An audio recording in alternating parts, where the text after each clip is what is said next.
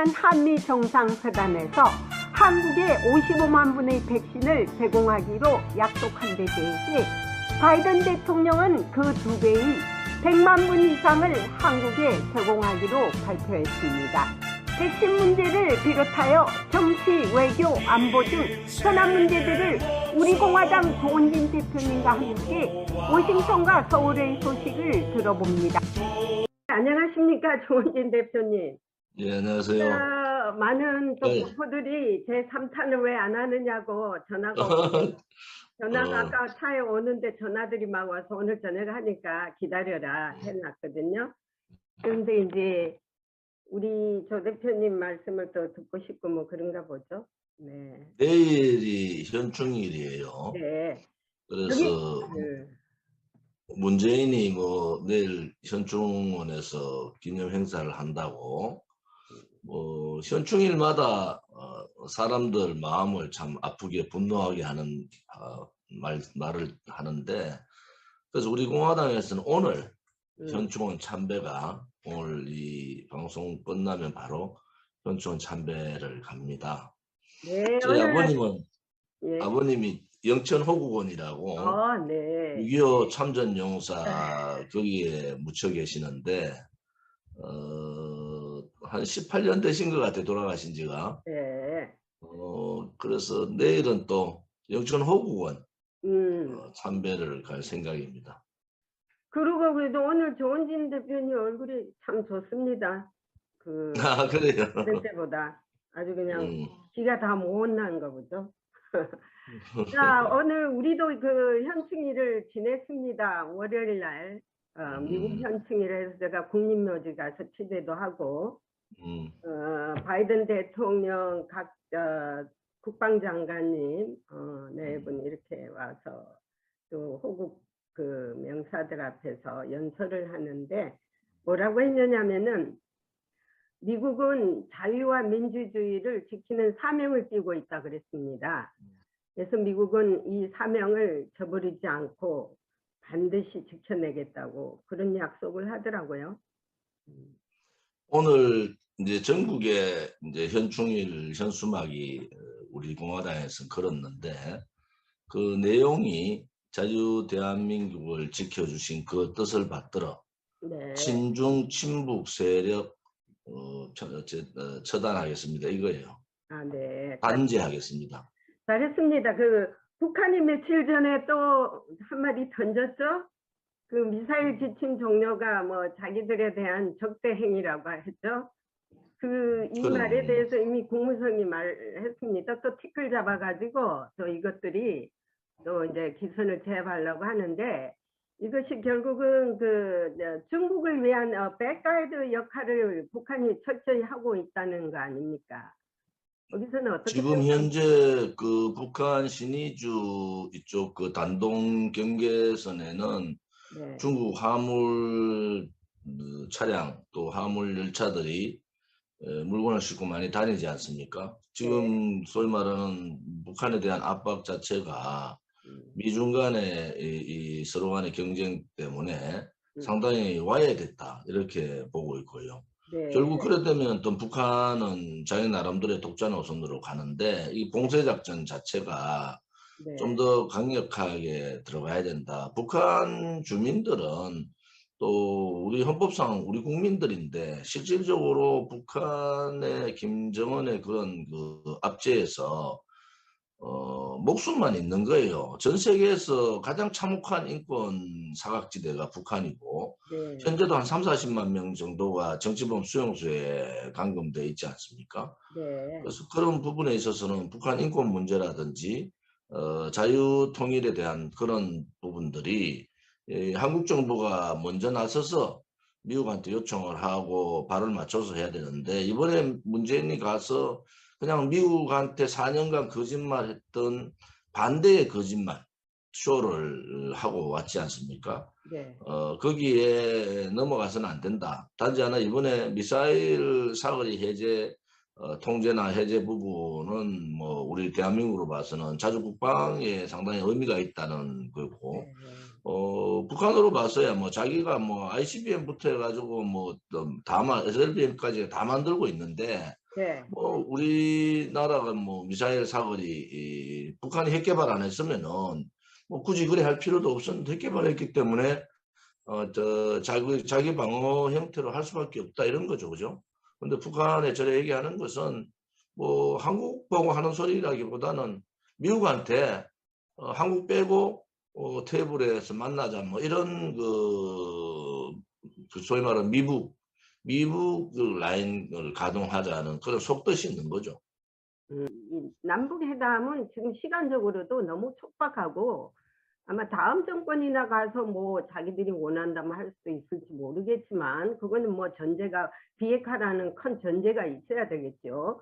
그러니 너무 서둘지 마라. 미국에서는 뭐 미국은 진짜 서둘지 않고 있습니다. 공원 미국 쪽으로 넘어갔다. 우린 이거 언제든지 비핵화한다면 자리에 앉겠다고 그러는데 너무 지금 한국에서 돈을 들여서 국정원장이 한 번씩 움직이면 그 대단한 그 공금이 움직이는데 이런 찰나에 왜 국정원장이 시달다고 없이 그 미국 왔다 갔다 하고 저기 북한 쪽을 만나고 이렇게 다닙니까? 이거는 뭐 지금 그 문재인 정권 4년간 네.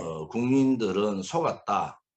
그러고 이렇게 무능하고 무책임하고 이렇게 부정부패스러운 정권은 역대 없었습니다. 네. 그런데 이제 국민들이 이 좌파 독재 정권의 민낯을 본 거 아닙니까? 실질적으로 국민의 삶을 피폐하게 만들어 버렸단 말이에요. 네. 말이 안 되는 사회주의 경제정책 들어와서 소득주도 성장, 뭐 52시간 근로제, 네. 민주노총, 노조 천국을 만들어 버렸기 때문에 누가 어느 기업이 투자를 하겠습니까? 그래서 네. 통계에 따르면은 외국 기업의 한국 투자율보다도 한국 기업의 외국 투자율이 훨씬 더 초과했다. 그것은 이제 이탈이 생기기 시작한 거거든요. 문재인 좌파 정권에서 기대할 것이 없다. 이런 상황이 됐지 않습니까? 그러니까 국민들이 이제 60% 가까이가 이제 문재인 정권 자체에 대해서 비판적이고 반대 목소리가 높고 뭐 지지라는 게 이제 30%대 왔다 갔다 하고 있단 말이에요. 네. 그런 입장에서 미국을 이용해서 또 북한과의 거짓 평화 쇼를 통해 가지고 대한민국 국민을 속이려는 거예요. 그렇죠. 그래서 지난번 그 트럼프 정부에서 강경 정책도 제대로 못하고 대한민국이 선거 있을 때마다 문재인한테 속아서 김정은하고의 이런 여러 가지 화면들을 내보냈는데 이번에는 만약에 이번 대통령 선거가 10개월도 안 남았잖아요.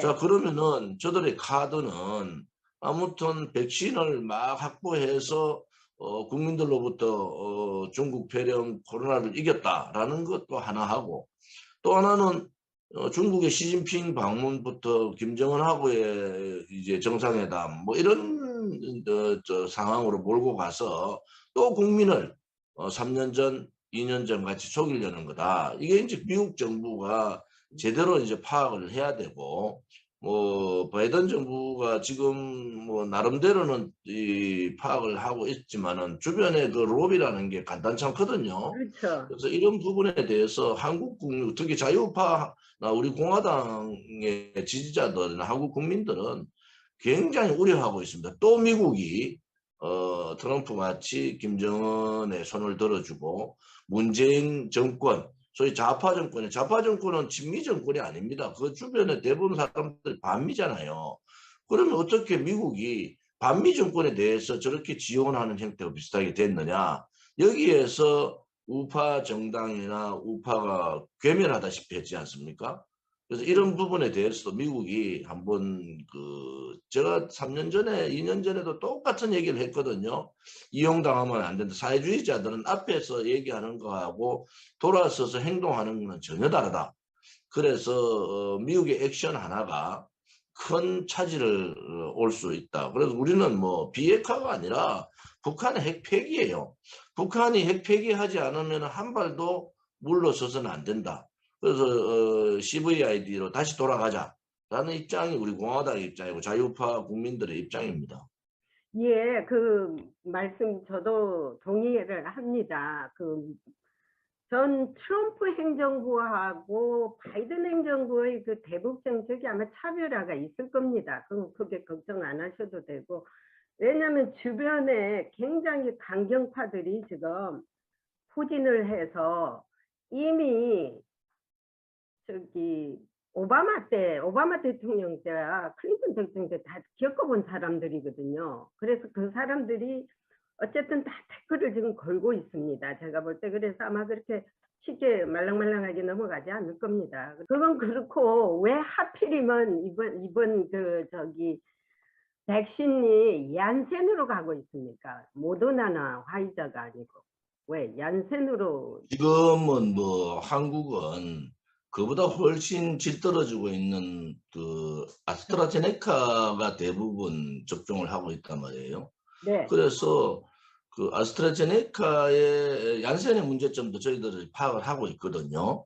지금 네. 여러 가지 문제점이 있다 이렇게 보는데 아스트라제네카도 대단히 문제가 있지만은 국민들 입장에서는 더 이상 백신을 맞지 않은 상태에서 오래가기는 힘들다. 이게 수급 자체를 백신 수급 자체를 모더나나 화이자의 수급이 안 되고 있는 상태에서 지금 아스트라제네카 접종 보통률이 한 70% 가까이 네. 되거든요. 예. 그러면은 뭐 대안이 없기 때문에 그래 가고 있다 이런 말씀을 드리는 거죠. 대안이 없기 때문에. 미국에 가가지고 44조 퍼주고 예를 들어서 뭐 55만 명 했는데 그 미국에서 110만 명 줬다.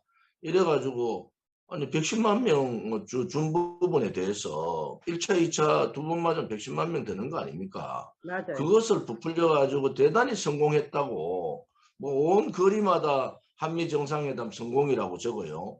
그래서 우리가 볼 때는 다 퍼주고 일본이 천 몇백만 받은 거 아닙니까? 근데 지금 뭐 그런 상태에서 55만 곱하기 2 하면 110만 명인데 55만 약속했는데 110만 명 받았다 이런 눈에 보이는 거짓말들을 대놓고 하고 있어요. 그거는 근데 뭐냐면 얀센의 문제도 수급 자체를 아스트라제네카가 대부분 수급하니까 아스트라제네카보다는 얀센이 낫다 이런 입장을 또 가지고 있는 것도 맞는 말이에요. 우리 그것이 알고 싶다는 뭐냐면 사실을 말하고 싶은 게 그것이 알고 싶다는 거예요.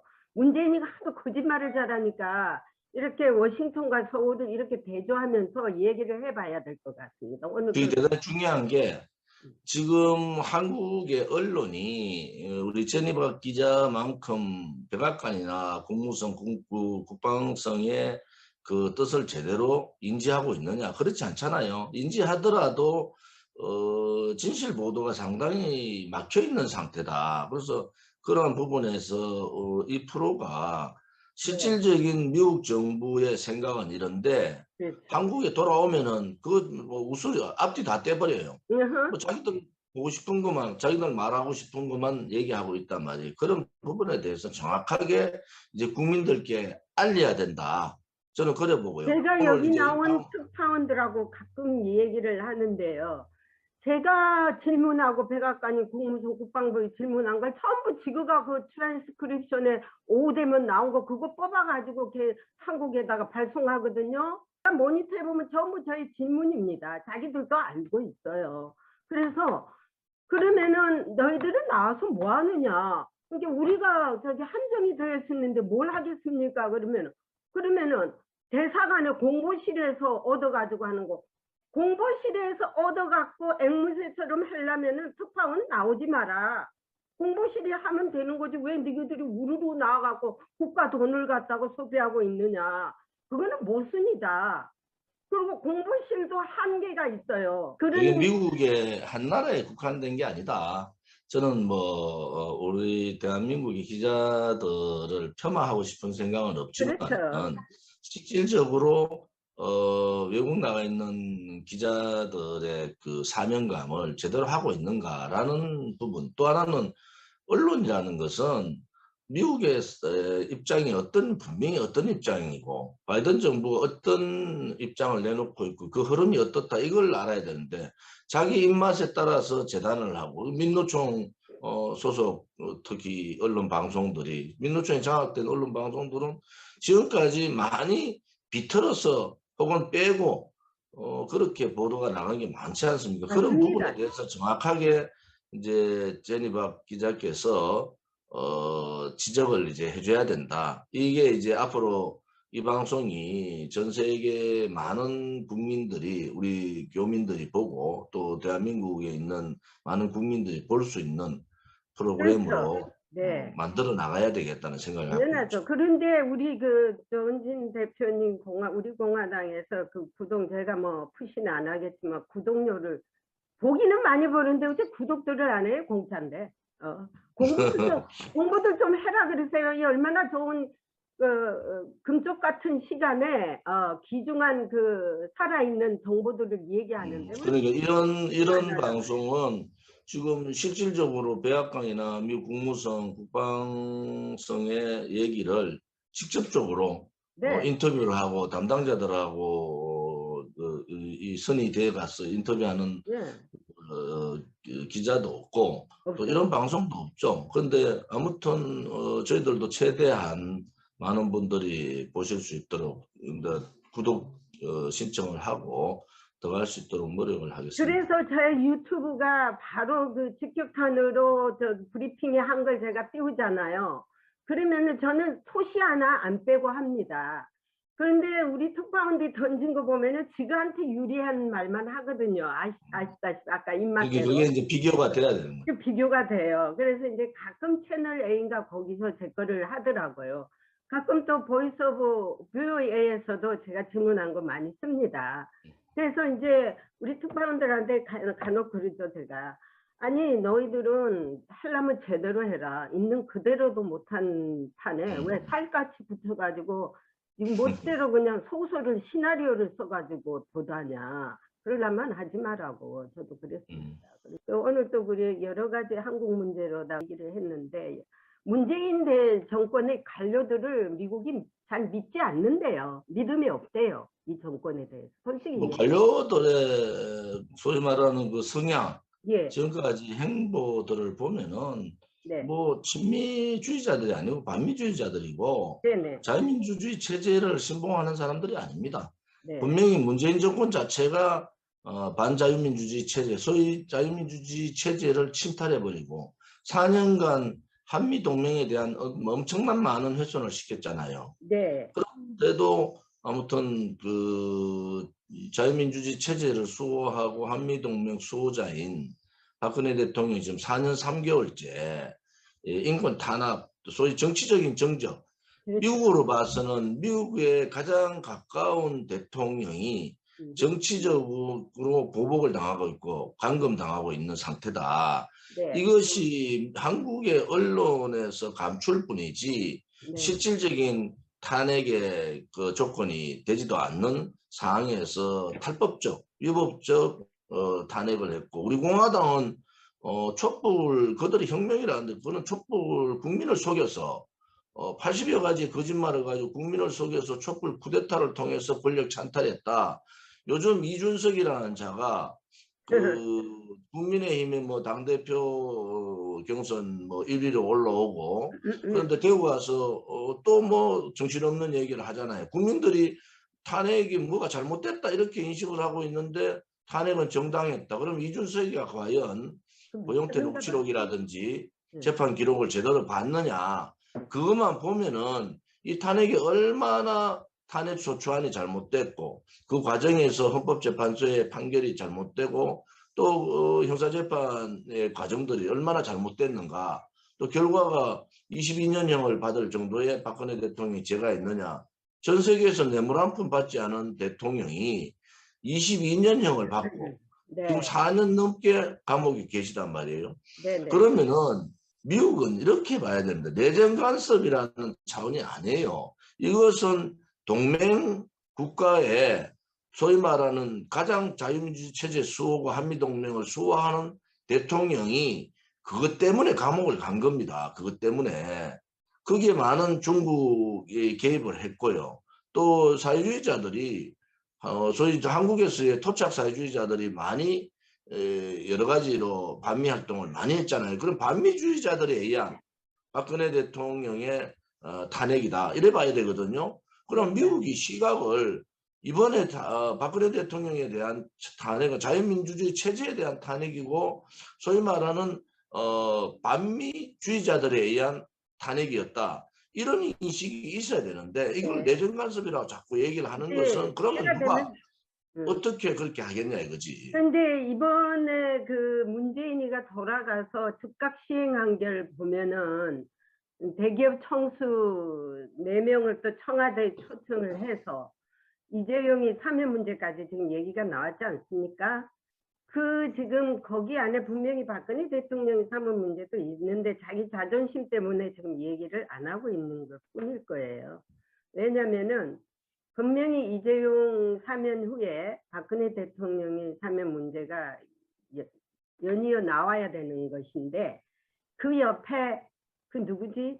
최태원 최태원이 최태원이 SK SK 그 양반이 딱 꼬봉처럼 붙어 다니잖아요. 그 사람이 지금 시다발이 노릇하면서 온 돈을 다 대주고 다녔기 때문에 그 사람이야말로 진짜 이재용보다 더한 문재인의 지금 오른판 노릇을 하고 있기 때문에 이거 분명히 밝혀야 됩니다. 이거. 미국 갔다 오자마자 최태원이 무죄 받았잖아요. 그러니까 기업 승계 관련해서. 그래서 뭐 예측했던 거고, 또 하나는 우리가 아니 이제 걱정하는 것은 이재용이 사면을 내밀면서 박근혜 대통령에 대한 적극적인 석방 부분을 묻어버릴 가능성에 대한 우려를 많이 가지고 있죠. 지금 뭐 국민들의 실질적인 여론은 박근혜 대통령에 대한 지금 이명박 박근혜 대통령을 분리해서 여론조사를 해보면 박근혜 대통령은 석방해야 된다라는 여론이 훨씬 높단 말이에요. 그런데 그렇죠. 여론조사를 같이 붙였어요. 그러면은 이명박 대통령에 대한 반대 여론도 또 박근혜 대통령에 대한 반대 여론이 합쳐져서 두 사람의 여론이 합쳐져 가지고 반대로 나오는 거 아니겠습니까? 그래서 아니 지금 이명박 대통령에 대한 부분은 측면이 다른 부분이에요. 지금 뭐 박근혜 대통령이 뇌물 문제 이런 거는 다 알지 않습니까? 국정원 특활비 문제 전 정권에서 얼마나 많이 썼습니까? 그런데 그것을 핀셋 찍듯이 찍어서 그런 문제라면 전 정권하고 비교를 하는 것이 맞잖아요. 그게 이제 통수권자의 그러면은 문제고. 이재용이 사면에 대해서는 국민들의 고충을 충분히 이해한다 그래놓고 그럼 전 박근혜 대통령은 국민들의 고충은 이해 안 합니까? 그러면은 박근혜 대통령이 청원을 얼마 그때 했다 그랬죠? 몇백만? 260만. 자, 260만의 청원은 그거는 국민들의 고충이 아닙니까? 이 사람 이거 대통령 자격도 없는 인간이 앉아가지고 이런 말 한다는 것은 이게 국가적 망신이자 세계의 망신이에요. 빨리 내려와야 돼요, 이 사람. 그래서 그리고 아무튼 우리 한국의 여성 국회의원들은 자존심도 없나요? 내가 화가 나는 건 연약하고 힘없는 박근혜 대통령이 옥중에 이렇게 4년 동안 있는데 여성 국회의원이란 자들이 뭐 하느냐 이거예요. 왜? 도대체 한국의 여성 국회의원은 자존심 하나도 없고 무조건 여자가 이렇게 당하도 가만히 눈앞에 두는 거예요? 지금 뭐 국회의원들이 여성 남성을 구별할 필요도 없지만은 아니, 한편으로 보면은 여성 국회의원들에 대한 부분도 마찬가지로 용기가 없는 거죠. 우리 공화당의 당원들이나 우리는 벌써 4년 이상을 이렇게 투쟁을 하고 있지 않습니까? 국민의힘에 박근혜 대통령 탄핵에 대해서 정확하게 메시지를 전달하는 사람이 없어요. 그것은 뭐냐? 박근혜 대통령 탄핵 소추안부터 그동안의 과정들을 읽어보지도 안 하고 관심도 없습니다. 그러니까 언론 쪼가리에서 좌파 언론에서 상승하는 것도 보수 언론에서도 탄핵의 원죄들이 있잖아요. 그거에 매달려 가지고 그것만 보고 있는데 그것만 보면 탄핵이 정당한 것 같이 보이죠. 그런데 실질적으로 재판 기록이라든지 헌법재판 기록 또 하나는 그 여러 가지 진술들 그 박근혜 대통령에 대한 탄핵의 주요 원인이 됐던 부분들이 다 무죄가 됐는데 그것을 제1야당의 대표 나오는 젊은 아가 그 젊은 아가 탄핵은 정당하다 이렇게 얘기하면은 여기는 유승민의 퀴즈가 맞다. 유승민의 꼬봉이죠. 왜냐하면은 유승민이하고 또 유승민이가 지금 탄핵의 배신자에서 김무성하고 엮여가지고 허우적거리잖아요. 그 돌파구를 유승민의 키즈인 이준석이가 하려는 거다. 그러면은 국민들이 특히 이 자유파에 있는 국민의힘에 있는 대부분 과반 이상이 영남권 유권자들인데 저는 이준석이가 되면은 제2의 탄핵이 된다 이래 보는 사람이에요. 제1의 탄핵은 죄 없는 대통령을 촛불 쿠데타 불법 거짓으로 음모로서 대통령을 탄핵한 겁니다. 그래서 정권 찬탈하는 게 제1의 탄핵이라면은 제2의 탄핵은 이준석과 같은 기회주의자 또 탄핵에 대한 내용을 정확하게 알지 못하는 그 배신자 그룹의 아바타 그러한 사람들이 탄핵 부분에 대해서 만약에 탄핵이 정당했다 이렇게 얘기를 하면 우리가 공개 토론해라 그러면 네가 탄핵이 정당했다고 보고 우리 공화당은 탄핵의 문제가 심각하고 탄핵은 거짓이라고 보면은 공개 토론할 필요가 있지 않느냐. 또 하나는 이준석이가 되면요. 그 다음 바로 개헌 작업 들어갑니다. 이원 집정부제 내각제 개헌으로 들어가고 그런데 이원 집정부제 내각제 개헌이라는 것은 그 노무현 쟤들이 잘 얘기하죠. 노무현 정신인 그 여야 같은 정치하자 이런 입장이거든요. 그래서 만약에 이준석이가 된 다음에 벌어질 수 있는 일들이 자유파 혹은 보수 세력들 또 반문재인 저항 세력들의 괴멸이 올 가능성이 대단히 높다. 그들이 여야 야합을 통해서 그런 상황으로 가면 그 다음은 결국 어디로 가겠습니까? 그 다음에는 소위 연방제, 사회주의 연방제로 갈 수밖에 없다. 이래 보는 거죠. 네. 이준석이가 되면은 제2의 탄핵이다라고 저희들은 정의를 하고 있고 네. 그것은 그런 상황으로 급격하게 간다. 왜냐 그러면요. 문재인 정권이 정권 재창출을 좌파들에 의해서 할 수 있으면은 조금 늦게 갈 수 있어요. 그런데 저들이 봐서 도저히 정권을 재창출을 할 수 없다. 이랬다면 개헌 카드를 어제 그저께 네. 국회에서 박병석 의장 주재로 개헌 논의를 했어요. 네. 벌써 그렇죠. 김종인 영감 나가자마자 개헌해야 된다 그러죠. 이낙연 극하고 있죠. 결국은 개헌 세력들이 지금 국민의힘의 배후 세력들 김무성이나 유승민과 같은 개헌 세력들하고 손을 잡으면은 개헌으로 가는 건데 그 꼭두가시 역할을 누가 할 거냐? 이준석이 한다는 거예요. 네. 하여간에 그 다음 대통령 바람이 한국에 불고 있는데 미국도 아주 촉각을 세우고 있거든요. 근데 윤석열이 이 사람도 적폐청산 앞자리자 아닙니까? 이런 사람을 또 무슨 대통령에다가 또 그냥 박수를 치는 한국 국민들이 나는 그 사람들 어떤 정신을 가지고 있는 사람인지 모르겠어요. 그 다음 대통령은 외교 안보 한미 동맹의 철저한 자를 뽑아야 된다고 오늘 또 싱크탱크야 그 아주 전문가를 만났는데 그런 얘기를 하더라고요. 이게 윤석열이가 뭘 안다는 거예요? 나 사람이나 잡아다가 감옥에 역하는 검찰에 있는 지금 이제 국민들이 뭐 대안이 없어서 윤석열이 저는 윤석열 카드가 그렇게 끝까지 가지 못한다는 입장을 갖고 있는 사람인데 아무튼 좌파들하고 이 박근혜 대통령이 탄핵에 앞장섰던 사람 아닙니까? 그러면은 윤석열의 시대가 아니죠. 자기가 충성했던 문재인이가 나라를 이렇게 망가뜨려 놨는데 거기에 충성했던 문재인 정권의 부역자에 불과했지 않습니까? 자기에 대한 압박 이러한 부분 때문에 공정을 떠들고 나왔어요. 저는 뭐 조국이나 윤석열이나 이준석이나 뭐가 다르냐는 거예요. 다 문재인 정권에 대해서 한마디 저항하지 못하는 게 이준석이고 이정희를 존경하고 그 다음에 노회찬 상가에 가서 펑펑 울고 지금까지 이준석이가 문재인 정권하고 각을 세워서 싸우는 게 있었냐는 거예요. 또 하나는 윤석열이가 되면은 그러면은 윤석열이가 되면은 뭘 하겠다는 겁니까? 문재인 정권에 대한 단죄를 할 수 있습니까? 이 문재인 정권이 만들어 놓은 적폐, 붉은 적폐, 이 적폐를 윤석열이 걷어치울 수 있느냐는 거예요. 국민들이 또 속고 있다는 겁니다. 그래서 우리 공화당은 윤석열의 사실은 정체가 뭐냐. 그러니까 문재인을 살리기 위해서 조국 수사를 할 수밖에 없었다. 그런 사고를 갖고 있는 사람이 지금 문재인 정권에서 망가뜨린 대한민국을 살릴 수 있다. 저는 맞지 않다고 보고요. 그래서 아무튼 미국에서도 박근혜 대통령이 이 소위 자유민주주의 체제 수호자가 이런 식으로 감옥에서 정치적 보복을 당하고 있다는 대한 인식을 제대로 할 필요가 있다. 그 역할을 많이 해주시기 바랍니다. 이제 그 다 왔어요. 그 트럼프 대통령도 많이 그저께 그 저하고 아주 친한 그 기자가 직접 인터뷰를 했다고 내한테 그걸 보내왔더라고요. 트럼프 대통령이.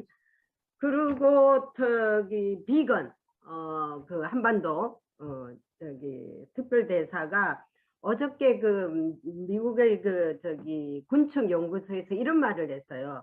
북한은 한 번도 비핵화라는 테이블에 실질적인 비핵화를 하기 위해 나온 적이 없다라고 말했습니다. 맞습니다. 예. 그거 제대로 봤네 내가. 그래서 아니 그러면 왜 따라다니고 그래. 이제 솔직하게 얘기하는 거야. 한 번도 실질적인 비핵화를 위해서 나온 게 아니었다면 전부 그러면 쇼 아닙니까? 그렇기 때문에 지금 트럼프 정부 이 동안에 네. 북한의 핵은 굉장히 소형화 정리가 됐어요. 네. 그다음에 이제 북한이 핵 보유국 선언을 위한 마무리 작업을 지금 하고 있고, 그렇죠. 문재인 정권이 그렇게 지금 뒷받침하고 있는 거죠. 실질적으로. 네. 김대중 노무현 문재인 좌파 정권에서 북한하고 대화한다 하는 평화쇼를 또 우리 민족끼리 혹은 무슨 단일 선수단 등등등 다 했던 것이 결국은 북한 핵의 공고화, 북한 핵을 보유국으로 가는 그런 형태를 만들었다는 거 아니겠습니까? 그래서 이제 우리 국민들이 제대로 아셔야 된다. 북한이 핵을 가지고 있으면은 대한민국은 북한 핵의 속국이 될 수밖에 없습니다. 맞습니다. 경제적으로 아무리 우리가 발전하면 뭐 하겠습니까? 핵 가지고 있는 자가 어떤 상황에서 어떤 돌발적인 사태가 일어날지 모르기 때문에 국민들은 항상 불안해하고 있지 않습니까? 그런데 좌파 정권에서 그런 부분에 대해서 지금까지 좌파 정권 3번이 전부 그렇게 했는데도 국민들이 아직도 좌파 정권의 실체를 모른다 하는 것은 엄청난 대가를 치를 수밖에 없다 이래 보는 거죠. 그래서 그걸 이제 우리 공화당이 지금 한국에서 계속 하는 것이 국민들 깨우치는 운동이고요. 여기는 사실 진짜 인원수가 너무 없습니다. 그 제가 사방팔방을 다 커버하려니까 너무 힘들어요. 제대로 된 언론이 없기 때문에. 그러면 최전선에서 제 혼자 방패를 들고 싸움을 하려니 특히 얼마나 힘들겠습니까? 그 다음에 이제 미국이 그 6,700조라는 미국은 한국의 10배의 그 예산, 버젯이 있지 않습니까? 근데 바이든이 제대로 총칼을 들었어요. 이번에 중국 견제법이라는 걸 만들어서 조만간 이제 상하원에 이제 통과가 될 겁니다. 그 중국 견제법을 280조를 들였어요. 이거를 시행하는데. 그럼 이제 중국은 아주 상당히 이제 여기에 많은 전자라든지 뭐 하이텍이라든지 기술, 방산사 이 등을 견제하기 위해서 이 법을 만들어 그만한 돈을 투자를 하기 때문에 중국은 쓸 자리가 없을 겁니다. 자, 그러면 문재인은 어디로 가야 되느냐? 중국에 계속 붙어 있다가는 아무 그 실익이 없기 때문에 어차피 미국 쪽으로 와야 되는데 그 사람의 임기가 얼마 안 남았거든요. 오케이? 그리고 6월이 지나고 7월달 가면은 문재인의 모든 것은 슬슬 사라지기 때문에 미국도 크게 의존을 안 할 겁니다.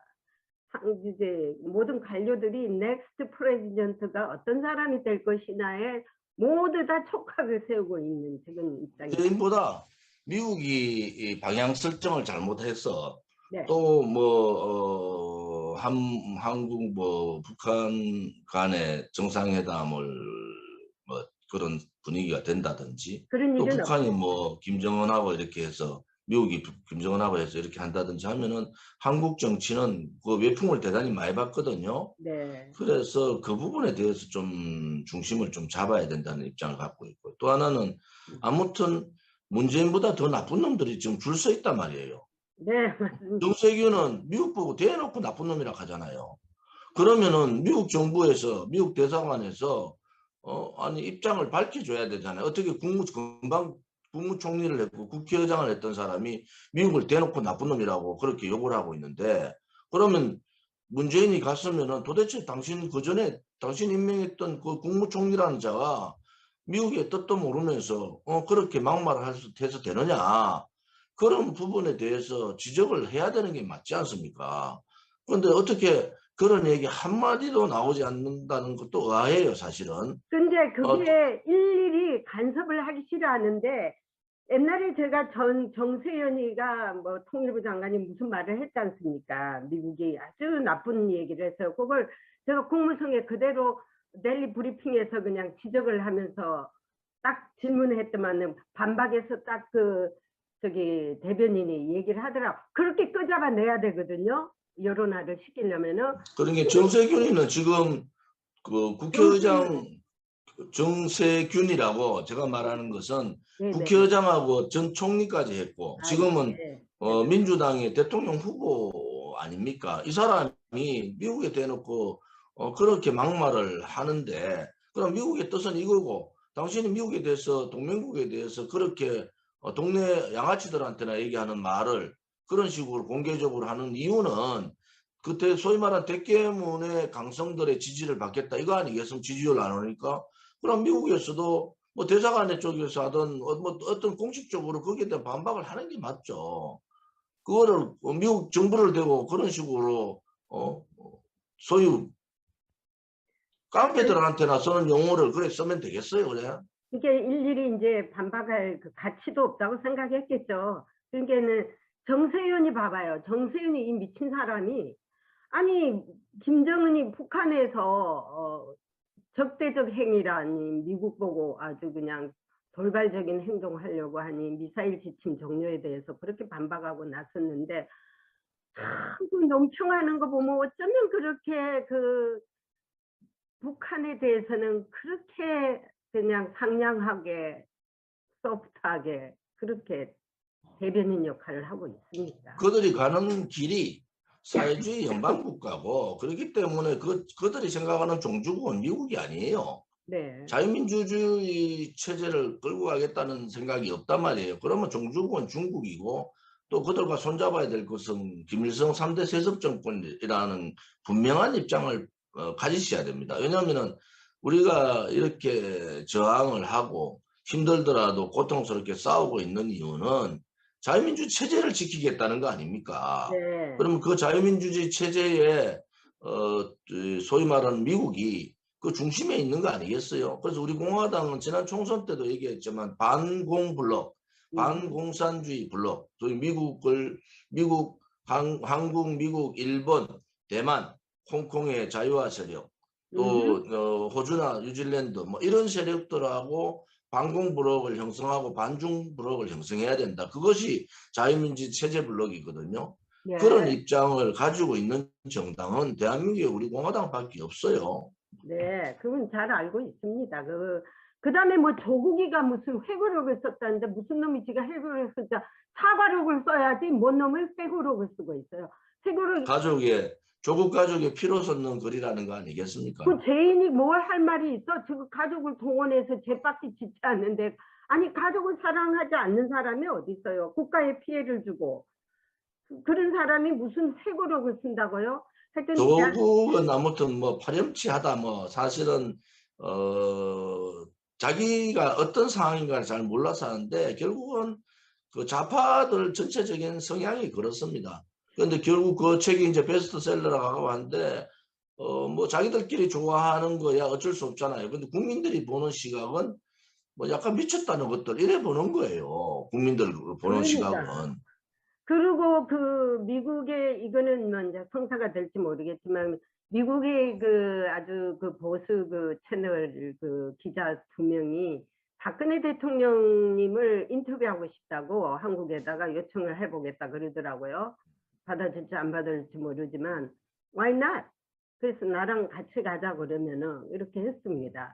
그래서 박근혜 대통령 같이 오셔서 그 인터뷰가 성사가 되면은 좋은데 네. 아무튼 지금 수감 상태에서 인터뷰한다는 것은 안 될 거예요. 네. 왜냐하면은 뭐 교정 당국에서 허락을 안 할 거고, 아, 그러면은 아무튼 면회라도 해서 그렇죠. 네네. 뭐 맞아요. 기억으로 음흠. 뭐 녹화를 한다든지 안 되니까 핸드폰도 그렇죠. 못 들고 들어가니까 어, 기억으로서 할 수 있는데, 아무튼 그거는 시도는 해야 되겠죠. 왜냐하면은 지금 건강 상태도 안 좋으시고 음, 4년 3개월이 이제 지나가고, 또 미국에서 그러한 여러 가지 시도들이 꼭 필요하다 이래 보는 거죠. 맞아요. 국가들이 예를 들어서 유엔 인권위원회도 우리가 이제 편지를 보냈고, 미국 상원에도 보내고, 바이든 대통령한테도 보냈어요.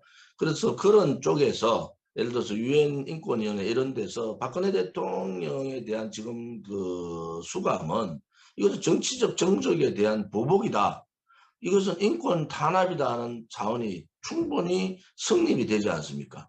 그래서 그런 부분을 국제화 여론화를 시켜서, 그러면 유엔 인권위원회에서라도 면회를 좀 해서 지금의 현재 있는 그 상황을 좀 보겠다, 이렇게 요청을 하는 것도 하나의 이슈거든요. 그렇죠. 저한테 그 메일 좀 하나 보내주세요. 저는 아무것도 받은 적이 없으니까. 네, 예. 네. 그 다음에 이제 우리 조원진 대표님께서 앞으로 진로가 이제 대통령 선거가 9개월 남았나? 9개월밖에 남지 않았는데 어떻게 출마할 의향이 있으십니까? 내년 대선에? 지금 뭐 당에서는 예. 두 가지 여론이 있어요. 하나는 조기 출마 선언을 해달라는 게 하나 있고, 또 네. 하나는 박근혜 대통령에 대한 8.15 석방 부분까지 좀 지켜보는 게 좋지 않느냐, 이런 입장들이 있어서 고민을 하고 있습니다. 제가 다음 주부터 이제 전국 시국 강연을 다니거든요. 네. 그래서 전국을 다니면서 많은 국민들한테 지금의 현 시국에 대한 말씀들을 좀 드리고, 국민들하고 직접 대화할 수 있는, 또 다니면서 뭐 청년들이나 기자단들도 좀 보고, 여러 가지 사람들, 제가 또 정치적으로 그동안 저랑 같이 정치를 했던 분들이 많이 있기 때문에 네. 그분들하고도 면담을 통해서 대화를 통해서 여러 가지 의견을 좀 수렴을 해볼 생각입니다. 뭐 두 가지, 하나는 7월 달에 예비후 등록이 있고, 또 8월 15일 광복절 대통령에 대한 석방에 대한 우리들의 염원이 있고, 뭐 이런 여러 가지 사항들을 감안을 하고 지금 제가 고민을 하고 있습니다. 네. 그러면은 앞으로 우리 공화당이 우리 국민의힘인지 뭐 국민의 힘인지 이 당은요, 미국에 와서도 보면은 자기 견제를 두고 있거든요. 그 사람들을 또 회유해가지고 밥을 먹이고 뭐 좀 이런 짓거리들을 하고 있습니다. 우리는 뭐 가가지고 국민의힘에 대해서 별로 과거에 있을 때도 예. 자유한국당 얘기를 안 하고, 문재인 그렇죠. 정권 타도에 대해서 또 전작권 해소라든지 뭐 이런 부분에 대해서 저항을 하고 미국 우리 교포들한테 알린 거 아니겠습니까? 그렇죠. 네. 그러니까 제가 볼 때는 국민의힘의 그런 국회의원들이 어떻게 보면 저렇게 어려 보여요. 굉장히 어려 보이고 좀 뭐라 그럴까, 철이 없다. 철이 없다. 당신들이 지금 제1야당으로서 나가서는 문재인 정권의 이 반미 성향, 그렇죠. 혹은 우리 체제, 자유민주주의 체제 성향, 이런 부분에 대해서 미국의 조야에다 알리고 미국 언론 방송에도 알리는 것이 의무인데, 자기들이 무슨 과실을 좀 가져와서 국민들한테 보여주기식, 이거는 아니라고 보고요. 오히려 지금 국민의힘의 외교 역할을 우리 공화당이 하고 있다, 이렇게 저는 맞습니다. 보고 바로 있습니다.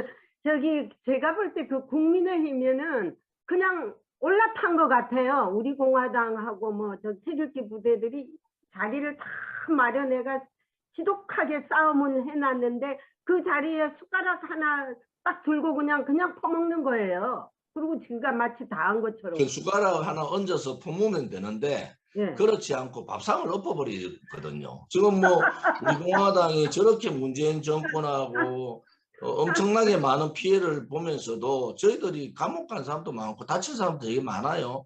저도 지금 뭐 검찰에 기소가 5건이나 돼 있는데 전부 다 집시법 위반, 뭐 어떠고 저떠고 좌파들이 저를 괴롭히려고 지금 고소 고발을 했는데 그것을 고맙게 생각하고 자기들이 하지 못하는 문재인 정권하고의 이 전면적인 투쟁을 우리 공화당이 하고 태극기 많은 애국 자유우파 국민들이 하면은 고맙게 생각해야 되는데 고마운 건 고사하고 극우라고 하면서 아니 어느 나라의 극우가 경찰들한테 맨날 두드리 맞고 맨날 당하는 극우가 어디 있습니까?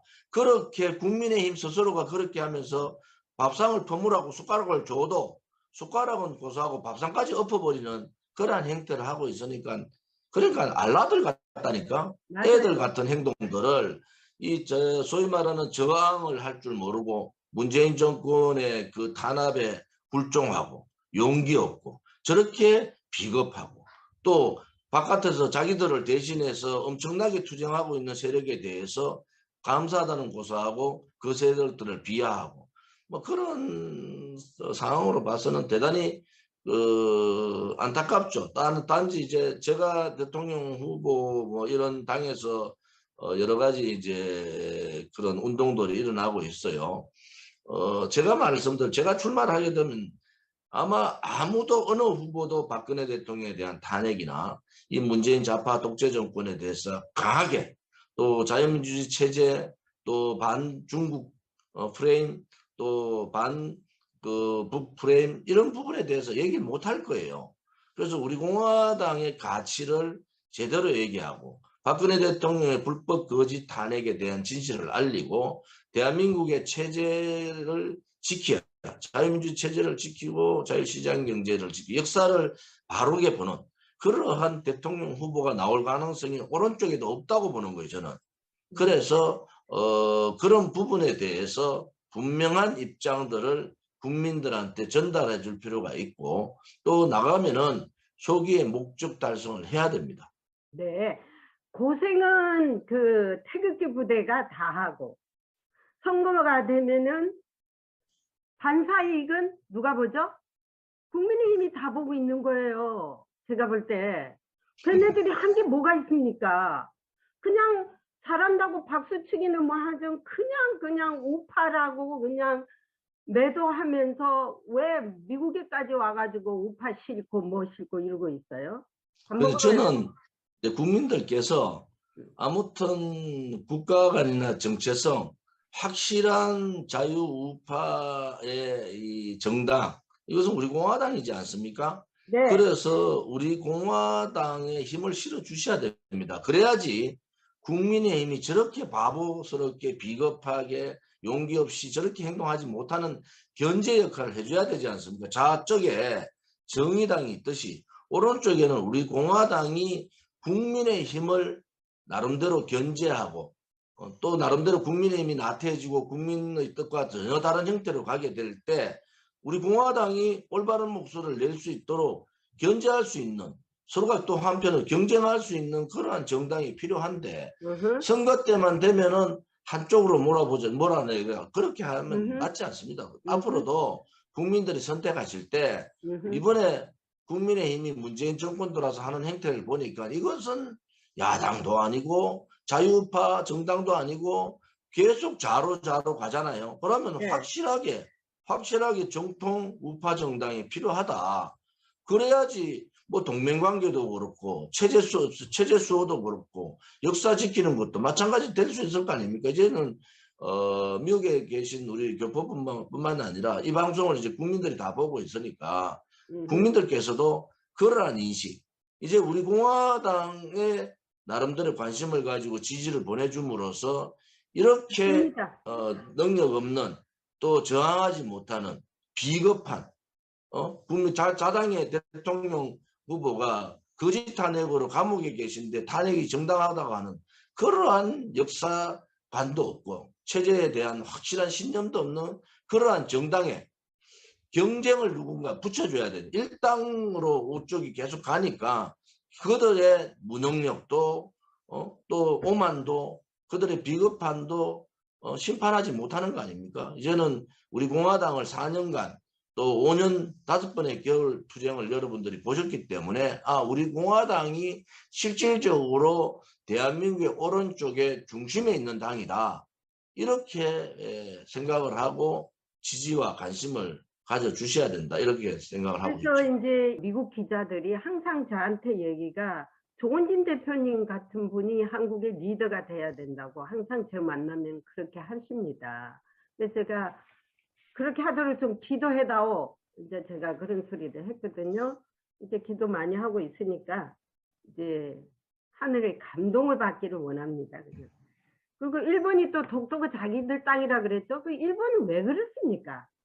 제가 어떤 때는 일본하고 좀 사이가 좋았으면 좋겠다 했는데 일본이 하는 짓을 보면은 아주 그냥 경멸스러운 데가 한두 가지가 아니에요. 여기서 노는 거. 일본은 지속적으로 예. 이 기록을 남기려고 하는 거죠. 네. 기록을. 그런데 뭐 실질적인 점유를 하고 있는 게 대한민국이지 않습니까? 일본이 아무리 떠들어도 그렇죠. 대한민국 국민이 살고 있고 대한민국의 이 수비대가 거기에 있기 때문에 일본이 저렇게 떠든다고 해가지고 독도가 실효적으로 자기들 이렇게 되는 게 아니라 실효적인 또 역사적으로 독도는 당연히 대한민국 땅이고 그 역사를 왜곡하고 그 일본의 그 못된 버릇 그렇죠. 주변국의 역사를 침탈하고 기회만 되면은 이 대륙으로 들어가겠다는 그런 야욕 뭐 그런 부분에 있어서는 이제 일본도 과거를 보고 반성을 해야 된다. 과거에 대한민국에 대해서 얼마나 나쁜 짓을 많이 했는가. 그러면은 이 독도 문제를 과거의 상황으로 우리가 비추어 보면은 이런 일이 있을 때마다 일본은 한국 국민들이 얼마나 분노하는가 이것도 알아야 된단 말이죠. 저는 뭐 한미 동맹을 우선으로 한미일 삼각연대 연합이 돼야 된다는 입장을 갖고 있지만은 역사에 있어서 또 독도 문제에 있어서만큼은 분명하게 일본이 이제 더 이상 이런 도발을 하면 안 된다는 입장에 분명을 갖고 있는 거죠. 일본은 그 천성이 말이에요. 이렇게 비비고 그냥 살살 비비면서 그냥 하이하이 하면서 그 남한테 시중 드는 거를 아주 잘해요. 한국이 어떻게 미국하고 좀 가까워지려면은 딱 좀 끊어 놓잖아요. 일본은. 그런 역할을 하기 때문에 요즘 저도 그냥 옛날에 일본을 좀 많이 지지했는데 일본 기자들 만나면 그래. 아유, 너희들 그 버릇을 고쳐야지 내가 좀 생각이 틀려지겠다. 이제 이렇게 같이 얘기를 했는데 뭐 고쳐지겠죠. 뭐 한번 봅시다. 일본은 이 대한민국의 역사에서 엄청난 많은 또 한반도에 엄청난 많은 침략이 있었고 그게 피해가 한국 국민으로서는 잊을 수 없는 천추의 한이 있어요. 그러면 일본이 역으로 대한민국이 또 우리 한국에서 일본을 침략한 적이 있냐는 거야. 없죠. 과거에 뭐 대마도 정벌을 했고 그런 경우가 있었지만은 실질적으로 대마도의 소유권 자체도 여러 가지 이견이 다른 거 아니겠습니까? 그런데 한국은 그러한 그 침략을 당했는 입장에서도 일본과의 이 미래를 보는 그런 시각을 가진 한국 국민이 많은데 한 번씩 저렇게 역사를 도발하고 또 독도 문제에 대해서 도발을 하는 것은 저희들 용서가 안 되죠. 맞습니다. 자, 이제 라스트 타임으로 김정은과 문재인의 남북쇼는 이제 이 비즈니스는 끝났다고 봅니다. 왜냐면은 북한은 돈 주는 만치의 쇼를 해줬어요. 이제 돈의 효과가 떨어졌는데 이제 와서 또 만나주지는 않을 것이고 그리고 이제 핵포기 뭐 이런 것도 절대 얘들한테는 뭐 할 생각도 그 비건이 말했듯이 그들한테는 핵폭이라는 게는 있을 수 없다라고 했잖아요. 그러니까 문재인이가 왜 자꾸 매달리고 하자 하는 것은 문재인한테 어떤 이 책 잡힌 것이 있지 않느냐 아니면 어떤 약점이 잡혀 있지 않느냐 이것도 이제 미국 전문가들이 이제 극히하는 이런 생각까지 합니다. 왜 저렇게 애달게 애벌볼까? 싫다는 사람을 애달게 저렇게 해야 되느냐 그걸 하지. 그리고 뭐 또 욕이라는 욕은 다 먹잖아요. 뭐 머저리부터 뭐 삶은 소대가리부터 해서 아무튼 우리가 상상할 수 없는 욕이라 하는 욕을 다 먹는데도 저렇게 비굴하게 하는 것은 거기에서 생각해서 아, 너 무슨 약점이 있는가 보다 이렇게 의욕을 가지는 사람들이 많더라고요. 또 하나는 그 출생 문제에 대해서도 이런저런 얘기들이 많고요. 지금 문재인 정권은 다음 정권을 다시 저것들이 가져가기 위해서 중국의 시진핑도 이용하고 북한의 김정은도 이용하는데 미국이 절대 여기에 속아서는 안 된다는 거예요. 만약에 지금 이제 문재인 정권 자체가 10개월 남아 있는 거야. 대통령 선거 끝나고 나면 이제 뭐 인수위가 들어오고 이런 상태인데 결국 그러면은 그동안에는 남북대화 일절 다음 정권은 넘기는 게 맞습니다. 맞습니다. 노무현 때 한번 보세요. 임기 얼마 안 남겨놓고 가가지고 이것저것 북한 가가지고 뭐 다 약속하고 내려왔는데 그 실천이 안 되잖아요. 그러면 결국은 문재인 정권도 정치적으로 국내 정치에 이용하려는 그런 속셈이 많기 때문에 미국이 만약에 그런 경우가 있다 하더라도 다음 정권에서 남북 대화의 문제는 풀어야 된다. 이런 확고한 인식이 좀 있어야 돼요. 지금 이 사회주의 정권에서 북한하고 연결해 놓으면요. 그 피해는 국민만 보는 겁니다. 북한에 그 알지 못하게 돈만 퍼주고 뭐 배불리 먹게 살려주고 자기 부모가 있어서 그런지 모르겠지만은 이미 여기 그 정부 당국들이 지난번 제가 말씀드렸듯이 다 분석하고 있습니다. 뭐 그게 미국도 그냥 말랑한 나라가 아니기 때문에 그것도 다 알기 때문에 우리가 이제 한번 지켜봅시다. 그래요. 오늘은 이것도 거의 1시간을 했네요. 56분. 오늘 또 여기서 막을 내려야 되겠습니다. 대표님 건강하시고요. 한번 방송 마치고 저는 이제 현충원으로 바로 가겠습니다. 네, 화이팅. 참 화이팅. 현충원에 가면은 그 우리 그 백선엽 장군이 현충원에 대전에 있습니까? 그거는 이제 내일 대전 충남북의 우리 당원들이 내일 대전 현충원을 가죠. 예. 거기서 꼭 백선엽 장군이나 이재수 사령관이나 또 우리 그 천안함 용사들 다 우리가 가면은 다 같이 참배를 합니다.